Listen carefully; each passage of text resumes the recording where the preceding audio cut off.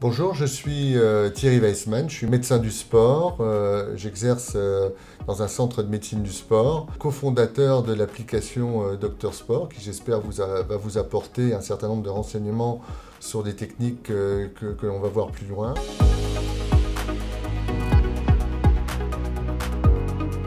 Alors le plasma riche en plaquettes, PRP, et aussi appelé concentré plaquettaire, est obtenu par centrifugation du sang, généralement un prélèvement de 15 ml de sang, qui est centrifugé à 1500 tours pendant environ 5 minutes et ensuite décéléré pendant quelques minutes, ce qui permet de séparer dans le sang les globules rouges, les globules blancs, qu'on les limite pour garder les plaquettes. Une fois que les plaquettes sont obtenues, généralement 150 000 plaquettes par millilitre, on les concentre pour en arriver à peu près 1 million. Quel est l'intérêt d'injecter ensuite ces plaquettes dans la lésion? C'est que les plaquettes libèrent des granules, des protéines qui permettent la cicatrisation des lésions.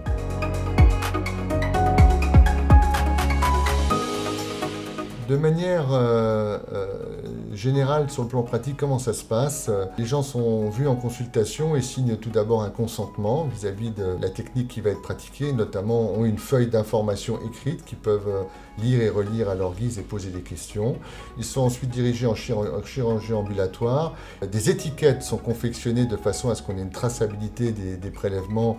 Les étiquettes sont collées notamment sur les tubes qui permettent des prélèvements pour qu'il n'y ait pas de confusion puisqu'on en fait un certain nombre le même jour. Les gens sont ensuite piqués par une infirmière. Lorsque le produit PRP est prêt après la centrifugation, j'interviens à ce moment-là du début à la fin pour désinfecter la peau. La peau est parfois rasée lorsqu'il s'agit d'endroits un petit peu où il y a pilosité importante pour des raisons d'asepsie. J'effectue l'injection ensuite. Mise en place du pansement après. On laisse un petit cathéter pendant la durée de l'intervention de PRP. Les gens sont ensuite gardés en observation 15 minutes avant qu'on leur reprenne une tension. Et si tout est OK, eh bien on les laisse partir. Je rappelle qu'il n'y a pas d'anesthésie. Aujourd'hui, des études ont objectivé, ont montré qu'avec l'anesthésie, le produit était moins efficace. L'infiltration est réalisée de façon différente selon le site et le type des pathologies et les habitudes du médecin. Infiltrer pour moi à l'intérieur d'un genou ne nécessite pas de repérage ou particulier ou de scopie ou d'échographie. Il en va de même pour un tendon d'Achille ou une aponévrosite plantaire ou une épicondylite au niveau du coude. Par contre, les infiltrations qui se font au niveau de la hanche nécessitent à mon avis une scopie et certaines infiltrations au niveau de l'épaule, au niveau de la coiffe, pour cibler un tendon particulier, une échographie peut être nécessaire. Mais tout dépend un petit peu du type de lésion et de l'habitude et de l'entraînement de la personne qui pratique l'injection.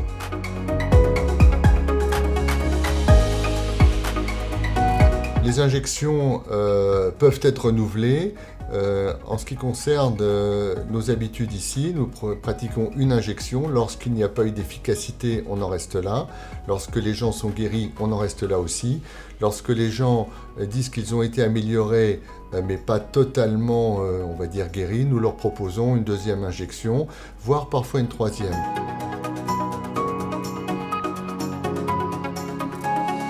Ces injections doivent impérativement être réalisées dans un milieu qui est habitué à manipuler des produits sanguins, que ça soit dans un cabinet de radio par exemple, que ça soit en clinique, que ça soit en salle de réveil, au bloc opératoire par exemple, mais toujours avec du personnel formé et habitué à manipuler des produits sanguins.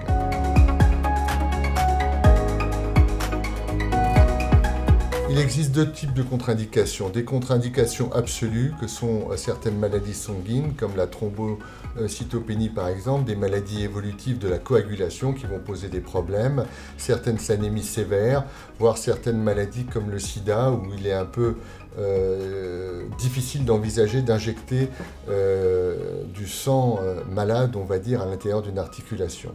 Maintenant, ce qu'on peut dire, c'est que c'est quand même une technique extrêmement séduisante et très très bien tolérée, puisqu'on ne fait qu'injecter un composé qui est propre, puisqu'on injecte son propre sang. C'est une transfusion de sang autologue. On vous prend votre sang et on remet votre sang. Donc tout ce qui est phénomène d'allergie, d'intolérance, généralement n'a pas lieu d'être.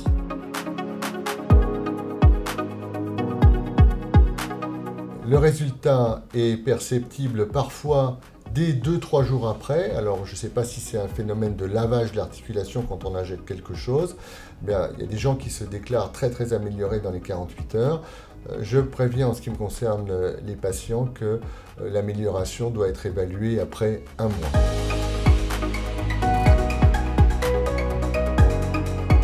Concernant l'efficacité de la technique, il existe des chiffres qui circulent maintenant sur Internet. Différentes études ont été réalisées et on est en moyenne à 70% d'amélioration lorsque l'indication est bien posée, c'est-à-dire que ce n'est pas trop tard et qu'il n'existe pas un conflit mécanique.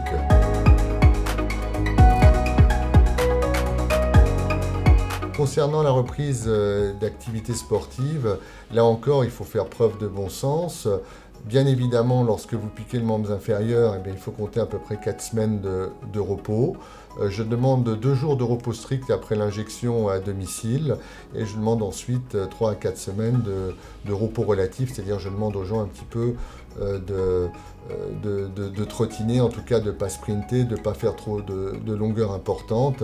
Bien évidemment, quand c'est le membre supérieur, il n'y a aucun repos sportif au niveau des membres inférieurs. Et quand c'est les membres inférieurs, malheureusement, tous les sports, que ce soit les sports de raquette ou les autres, nécessitent qu'on court. Donc dans ce cas-là, c'est 1 mois minimum avant la reprise du sport.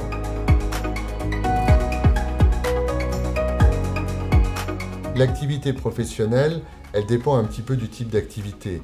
Et il faut faire preuve de bon sens. Un facteur, par exemple, ou un prof de sport ou un travailleur du bâtiment qui va se faire injecter les genoux, en ce qui me concerne, je souhaite un repos professionnel d'environ 1 mois.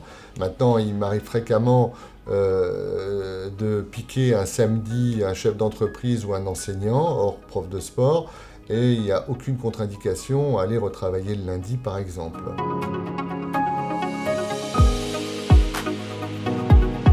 Ce qu'on peut dire, c'est que c'est, encore en conclusion, une technique vraiment très séduisante parce qu'on comprend bien que c'est une technique tout à fait naturelle, sans allergie, sans intolérance et qui donne des résultats absolument intéressants, on va dire. Et en dernier recours, avant la chirurgie, avoir une technique comme ça qui n'est pas très agressive et qui ne présente pas énormément de risques et qui donne 70% de résultats, je pense que c'est tout à fait séduisant et je pense qu'on va encore à l'avenir découvrir un certain nombre d'indications de cette technique.